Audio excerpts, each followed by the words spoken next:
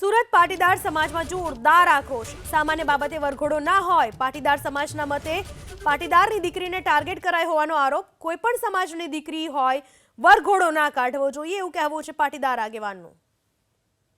પણ એક નારીનું જે અપમાન થાય એ યોગ્ય ગણી ન શકાય કે આજે એને ભર બજારે જેમ રિકન્સ્ટ્રક્શન કરવા માટેના બહાના લઈ અને રોડ ઉપર એને સરઘસ કાઢવું પડે એ વ્યાજબી નથી। આજે કેવડા જે બુટલેગરો છે, માથા ભારે તત્વો હોય છે, એના પણ વરઘોડા નથી નીકળતા અને એનું રિકન્સ્ટ્રક્શન નથી કરતા, તો દીકરીનું શા માટે? એ આજે અમરેલી જિલ્લાનો એક બહુ મોટો પ્રશ્ન છે। જે રીતે અમરેલીમાં દારૂ વેચે છે ત્યાં કોઈ પણ જગ્યાએ પોલીસ દ્વારા કોઈ કાર્યવાહી કરવામાં આવતી નથી, એના વરઘોડા કે સરઘસ એમના નીકળતા નથી।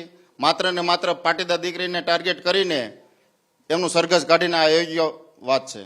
જે દીકરીનું અપમાન કરવામાં આવ્યું છે, હળહળ અપમાન છે, આ દેશનું એક મોટું કલંક છે।